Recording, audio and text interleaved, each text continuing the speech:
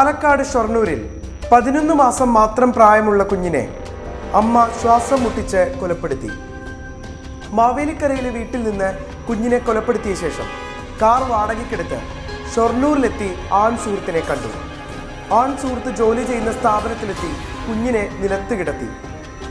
അവിടുത്തെ ജീവനക്കാർ വന്ന് ബഹളം വെച്ചതിനെ തുടർന്ന് പോലീസ് സംഭവ സ്ഥലത്തെത്തുകയും കുഞ്ഞിന് അനക്കമില്ലാത്തത് ശ്രദ്ധയിൽപ്പെട്ടതിനെ തുടർന്ന് നേരെ ആശുപത്രിയിലേക്ക് പോകാൻ പോലീസ് നിർദ്ദേശിക്കുകയും ചെയ്തു.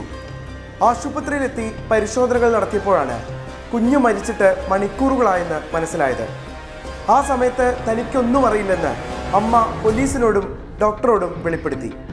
പ്രാഥമികമായ ചോദ്യം ചെയ്യലിന് ശേഷം മാതാവിനെ പോലീസ് വിട്ടയച്ചു. വിശദമായ പോസ്റ്റ്മോർട്ടം റിപ്പോർട്ട് പുറത്തു വന്നപ്പോഴാണ് ശ്വാസം മുട്ടിയാണ് കുഞ്ഞിന്റെ മരണമെന്ന് പോലീസ് മനസ്സിലാക്കിയത്.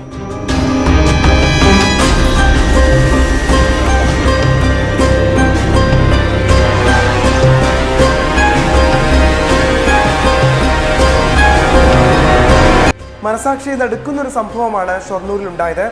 കോട്ടയം സ്വദേശിനിയായിട്ടുള്ള ശില്പ ഇപ്പോൾ താമസിക്കുന്നത് മാവേലിക്കരയിലാണ്. കുഞ്ഞിനെ കൊലപ്പെടുത്തിയ ഉടൻ ഒരു ടെക്സ്റ്റ് മെസ്സേജ് തൻ്റെ ഷൊർണൂരിലെ ആൺ സുഹൃത്തിന് ശില്പ അയച്ചു. ആ മെസ്സേജിൽ പറയുന്നത് ഇങ്ങനെ: മോളു മരിച്ചു, ഞാൻ കൊന്നു എൻ്റെ മോളെ, വിളിക്കൂ, നമ്മുടെ മോള് പോയി അജുവേ. ഇത്രയും പറഞ്ഞുകൊണ്ടാണ് ശില്പ തൻ്റെ ആൺ സുഹൃത്തിന് അയച്ച സന്ദേശം അവസാനിപ്പിക്കുന്നത്. പോലീസിന് ഈ കേസിൽ ഏറ്റവും നിർണായകമായതും ഈ ടെക്സ്റ്റ് മെസ്സേജുകൾ തന്നെ. ആദ്യം കുഞ്ഞിനെ താൻ കൊലപ്പെടുത്തിയെന്നും പിന്നീട് അത് ശില്പ നിരാകരിക്കുകയും ചെയ്തെങ്കിലും പോലീസിന് കേസന്വേഷണത്തിൽ ഏറ്റവും നിർണായകമായത് ഈ ടെക്സ്റ്റ് മെസ്സേജുകൾ തന്നെയായിരുന്നു. വിശദമായ ചോദ്യം ചെയ്യലിൽ എന്തിന് കുഞ്ഞിനെ കൊലപ്പെടുത്തി എന്ന കാര്യം ശില്പ വിശദീകരിക്കുന്നതാണ് ഏറ്റവും വേദനാജനകം. തനിക്ക് സ്വതന്ത്രമായി ജോലിക്ക് പോകാൻ കുട്ടിയുള്ളതുകൊണ്ട് സാധിക്കുന്നില്ല, അതുകൊണ്ട് 11 മാസം മാത്രം പ്രായമുള്ള കുഞ്ഞിനെ കൊലപ്പെടുത്തി. ഇതിനുശേഷം മാവേലിക്കരയിലെ വീട്ടിലടക്കം പ്രതിയെയും കൊണ്ട് പോലീസ് തെളിവെടുപ്പ് നടത്തി. തെളിവെടുപ്പ് പൂർത്തിയാക്കിയ ശേഷം കോടതിയിൽ ഹാജരാക്കുമ്പോഴും പ്രത്യേകിച്ചൊരു ഭാവഭേദങ്ങളുമില്ലാതെയാണ് ശില്പ കോടതിയിലെത്തിയത്.